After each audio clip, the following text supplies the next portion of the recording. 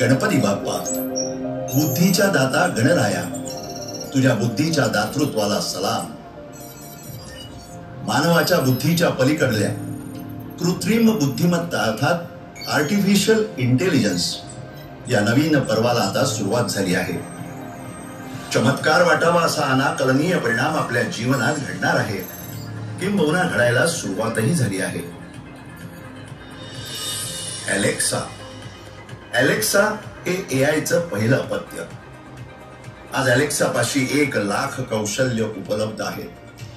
Alexa तुम्हाला नावानं call करू शकते, तुमचं आवडतं गाणं प्ले करू शकते, लिव्हिंग रूम मधील दिवे मंद करू शकते, सर्वोत्तम स्मार्टफोन उपकरणं नियंत्रित करणं,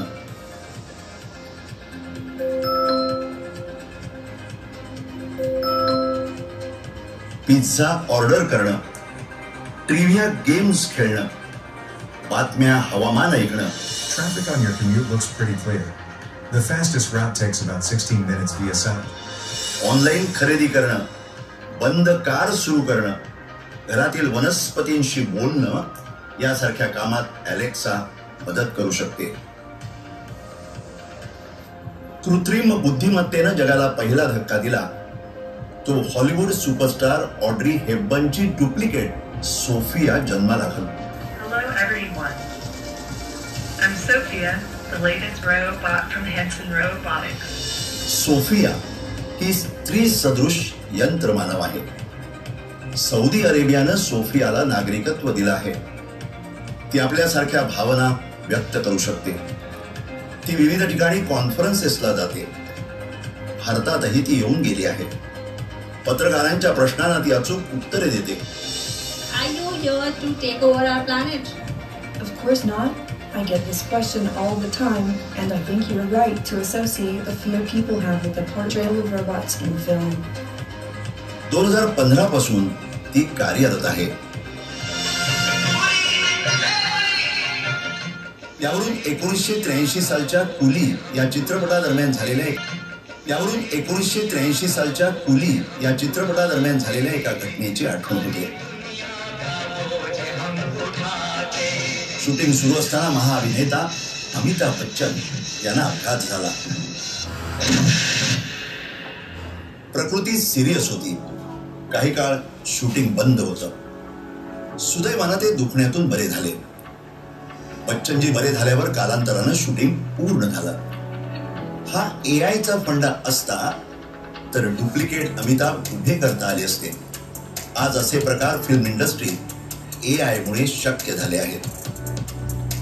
शाळा कॉलेजात कृत्रिम बुद्धिमत्ता संचालित मानवी रोबोट्स क्लासमध्ये प्रत्यक्ष शिकवतात. मुलांच्या शंकांचं निरसन करतात. चेहऱ्यावरील हावभाव बदलणं, शेक हँड्स यासारखे दृश्य संवाद साधून मुलांमध्ये ते लोकप्रिय होतात. केरळमधील आयरिस मॅडम इंग्रजी, हिंदी, मल्याळम भाषातून शिकवतात. त्यांच्यापाशी ताज्या माहितीचा साठा आहे. सुसंगत मूल्यांकन त्या करू शकतात. 12वीचा वर्ग त्या जिंकून घेतात असा अनुभव आहे.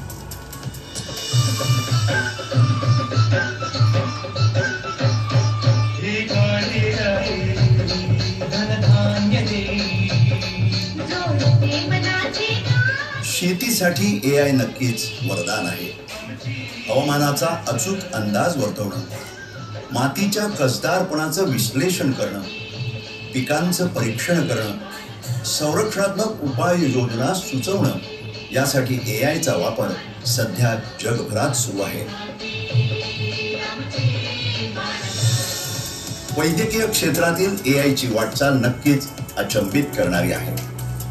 एआयमुळे MRI, CT scan, pathology slides याद्वारे मिळालेल्या विविध नोंदींमधून रोगाचं तात्काळ आणि अचूक निदान होऊ शकतं.